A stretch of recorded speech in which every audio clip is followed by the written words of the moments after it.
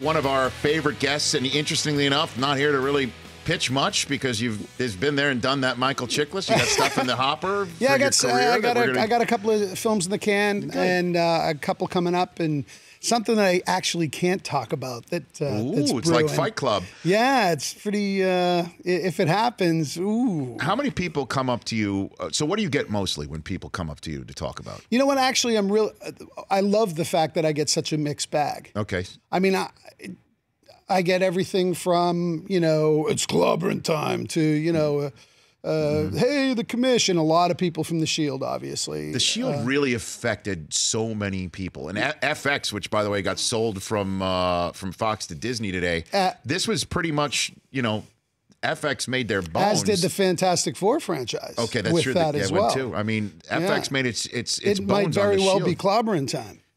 Very much. Hey, now, why not?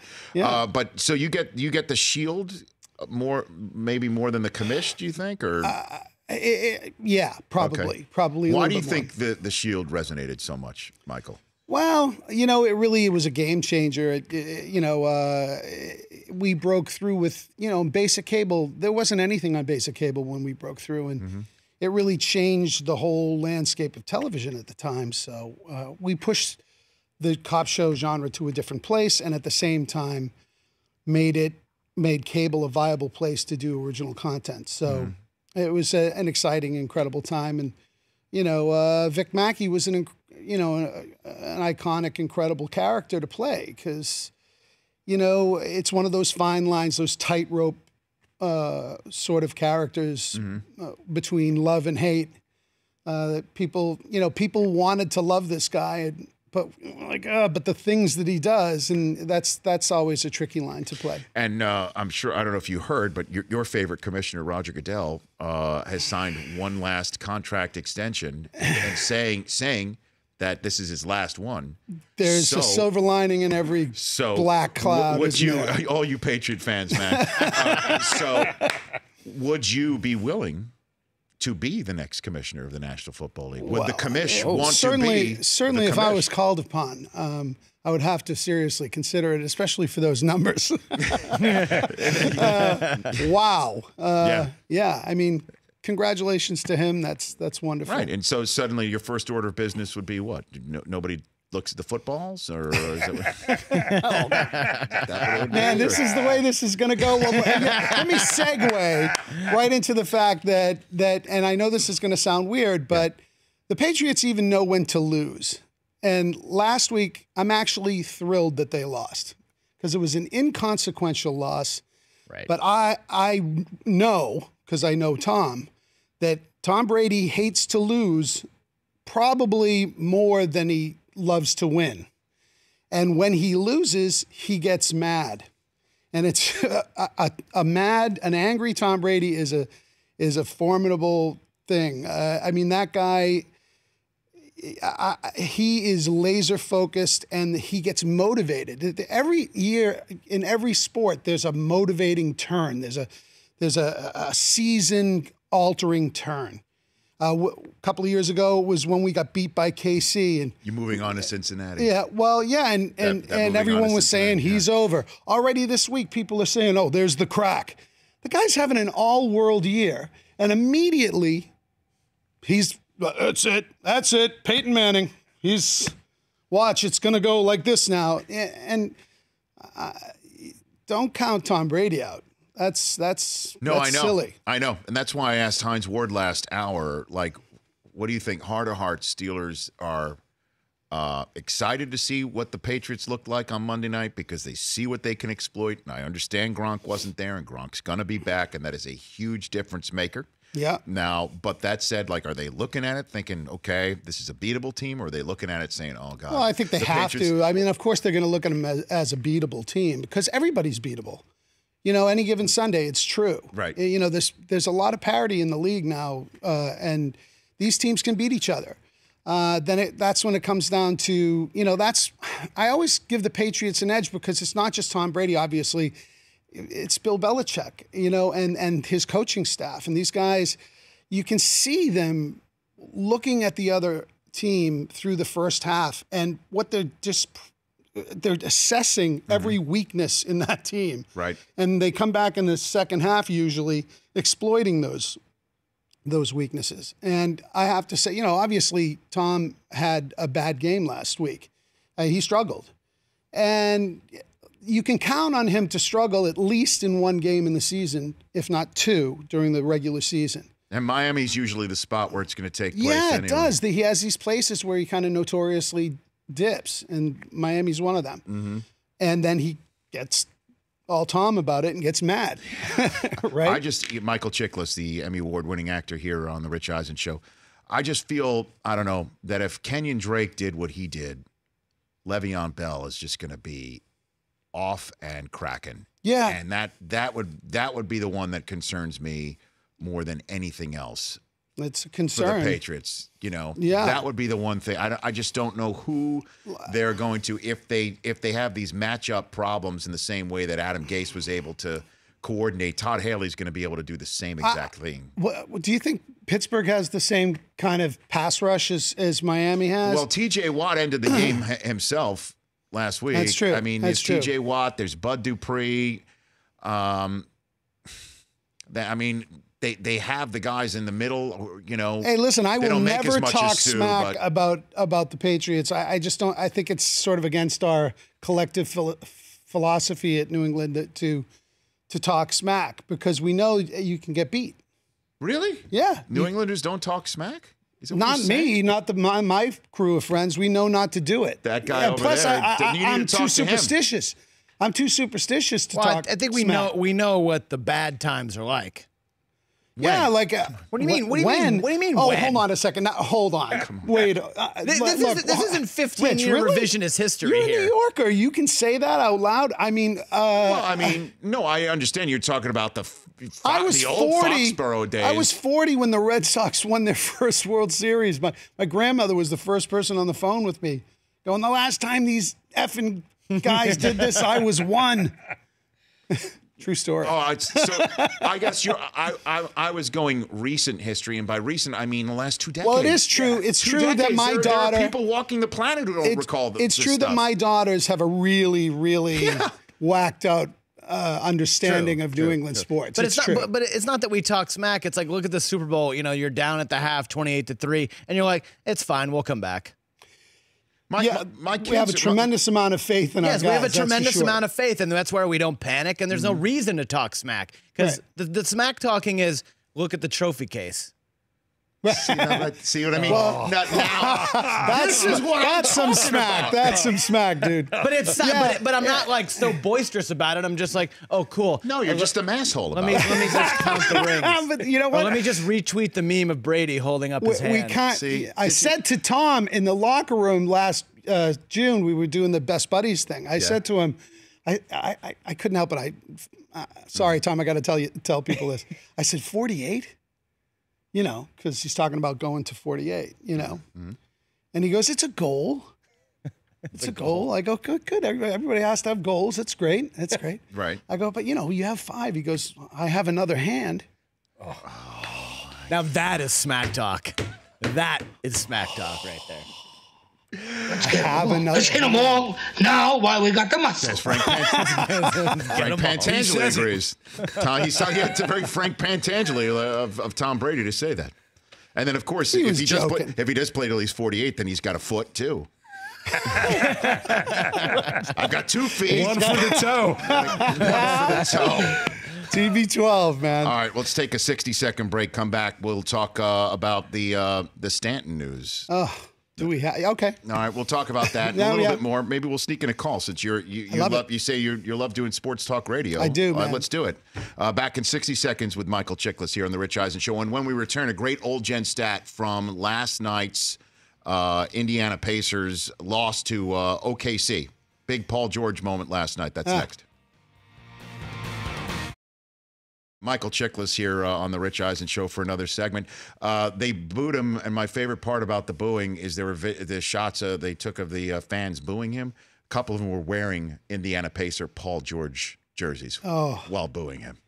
That's why the root of fanatic is fan. Okay, So there you have it.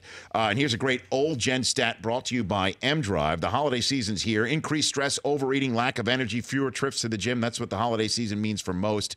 Purchase M-Drive at Walgreens, Duane Reade, Vitamin Shoppe, Sprouts, and GNC. Go to mdrivenow.com and you put in the promo code RICH and you get 25% off your purchase. Refund your Prime with M-Drive.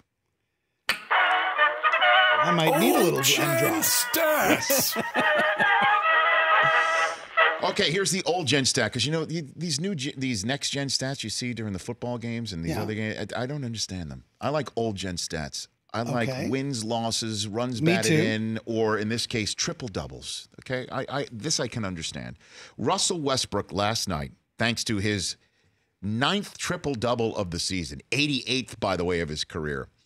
It was since the calendar turned from 2016 to 2017, his 35th triple-double of the calendar year, 2017. That is the most triple-doubles in a calendar year in NBA history, surpassing the 34 that Oscar Robertson had in the calendar year of 1961. Wow. That's your old gen stat here on the Rich Eisen Show. Well, I asked you about a stat, and you never got back to me about it. No, what was that stat again? Yeah, I asked you, is this true that every team that ever won the World Series during the regular season scored 40% or more of their runs with 2 outs? Yeah, and I think I sent you back like what? Yeah, exactly. It was this vague response. But think about that. If that stat is true, someone said that to me, and I was like, that's, for some reason, that rings true to me, because that 40% of their runs are in the clutch 2-out situation. Well, it's the difference between a championship team and one that isn't. The teams that grind every out and don't have that dip. So many teams just psychologically, they have 2 outs, there's a letdown, a dip. Where the grinding teams, the teams like, the Astros. I mean, your Red Sox were grinding for runs last year, man. That's grinding. I mean, absolutely. Here's another stat. Stanton and Judge combined last year had 3 fewer home runs than the Red Sox had for their entire team. Well, we're not a home run team, and actually, we're not. No, but for the first time in our history, that's what we used to be. As a home run hitting team, and I like that we played some small ball. I mean, we could use a big bat, yeah. Yeah, but I'm not happy about him joining the Yankees. Obviously, no. I mean that's really upsetting. Let me hit this here, because I don't want to hear the evil empire is back. Wait, how is it not back? It never left. The reason. Thank you. Excuse me. Are you gonna have to pay for that? No, yes. Unfortunately, we'll just leave $5, but at the green room door before Rich, you leave. I play the Stanton home run. No, it's all right. Rich, face it. When you watch the Star Wars, come on now, you sit there in the audience going, "Go Darth." No, I do not. Go Darth. The Force is with me.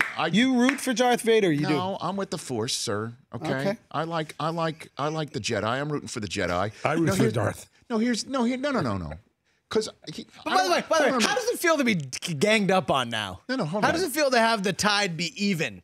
In all seriousness, the Yankees are able to afford Stanton in the same way the Red Sox can. The Red Sox aren't like, they're not John Henry and how much money do the Yankees spend? Hold on a second. A lot. John Henry, Tom Werner, who's making Roseanne again, okay, is not looking through his couch. He's not looking through his couch for pennies. No, okay? he's not. That's he owns a fact. Liverpool, for and crying it's out true. loud. It's true. So, we have the second largest spend in the league. And so the reason why, though, the Yankees can do this is because Judge is on his first contract. Sanchez is on his first contract. Gregorius is on his first contract. They've done a tremendous job building this team. There's no question. The Yankees are under the luxury tax. What, am I supposed to like it? Yes, you're supposed to like it. No, I hate it. I mean, I liked last year because there was a war at least. Now, see, it tilts. Unless we make a great acquisition, right? We need a bat. Big bat. So... well, Ellsbury's available. You want him back? Here's the other thing. You have to understand where the evil empire thing happened too. It's not just that they spend more than everybody else and all of that. It's how they spent against us. Steinbrenner, my whole life, Wade Boggs was one of my heroes one of my heroes. You don't understand what it was as a third baseman and a guy who loved Wade Boggs to see him in pinstripes on a horse. That I nearly passed away that day. That killed me. Celebrating the 96 World Series. I mean, I'll never forgive Wade Boggs So for what that. it is they targeted our most beloved guys. They that the Johnny Damons, may he rest in peace, and they, through the years they've gone like, who do they love the most? Who's really delivered for them? Buy him, and that's what they've done, and that's why we have such a. It's not even loathing, it's loathing. It's like, I got to make up a new word. They even got Chiklis. Should I break the news right now? Now that Starlin Castro has been sent for Stanton, the Yankees have just signed Dustin Pedroia to a 10-year contract. By the way, I would quit the show. Right, that would be it. That would just be Dusty, please. By the way, dude. also, he would Dustin. never do that. They could They could offer him $2 billion, and he would never play for the Yankees. Petey would never do that. He would Just never do that. Down, that would break me. Unfortunately, I feel like I'm blowing my invite to your house to watch the Patriots series. It still stands. But just know you'll be surrounded. That's fine. I'm surrounded in my own household. Are you aware that my children are being raised Patriots fans? Are you aware of that? My wife is from the New England area. She loves the Patriots.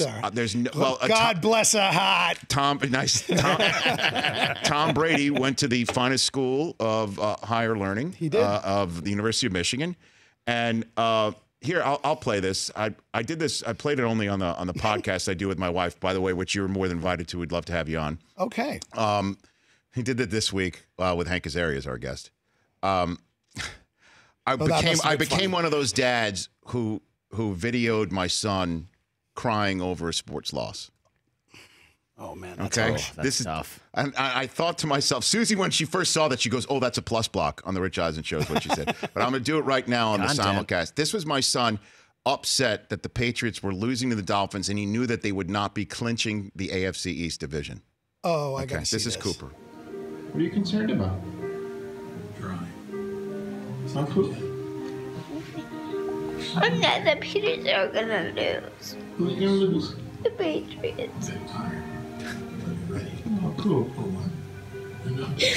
But don't worry about it. It's just one game. Plus, the game's got a lot of time left. I really want that to clinch division, but he can't. Oh, I'm heartbroken. I've been him. I have Ben Cooper. And then, and then Sean McDonough's voice bursts in, and the video is all dark. I didn't see the video, but just the audio is enough to break your heart. I felt like that in 2004. Cooper. He just upset that they weren't going to clinch the division. I felt like that in 2004, watching you guys destroy us in 4 games. Remember the turn in that season? Remember the turn? Remember when Veritek, Captain Veritek? July 24th, 2004. A date that'll live in infamy. Fenway Park. Mike, you didn't cry that A-Rod night. got a full face of Veritek's I literally glove. was at You Fox. cried like a 6-year-old that night? I was like, how old were you? A 40-something-year-old man? Didn't matter. I was like, come on, we lost 4 in a row. I remember the last time I cried. That was beautiful. Even when great Junior slid across home plate to end Don Mattingly's '95 season, ending the first playoff series of Don Mattingly, and only playoff series of his career, I snapped the television off and I sat in silence. I didn't cry over that. The last time I cried over a sporting event was after the Yankees lost the 1981 World Series to the Dodgers, and I knew Reggie Jackson wasn't coming back. And that was my childhood hero, and I cried that night, literally like my 6-year-old did, and I was 11. The last time I cried... The hell's wrong with you? The last time I cried was 86. Ooh. Gets past Buckner, or you knew there was another one? This is another game. It was another game. No, I knew that it was over right then. And there was a rain delay the next year. Next day. There was total collapse there. I just thought, there's no way now that we're done. Michael Chick, you were. Thanks for coming on. I love chatting with you. Come anytime. Thanks, please man. come back anytime. Certainly when that project that you can't talk about right now, like your own personal fight club. I mean, especially when I have something to promote. No. My house is yours. Thanks, brother. And bring TB12 the next time. I will do. Okay, bring your pug the next time. All right. When we come back, I do believe somebody associated with the cheesecake spot that I need to sign a 8x10 glossy for is on the phone line. I do Love it. believe. Right now, what's the clubhouse leader that The was called clubhouse in? leader Don't be is, cheesy. May Be your rich. cheesecake always be rich. May cheese. Okay. yeah. Somebody called in saying, best cheese I've ever cut.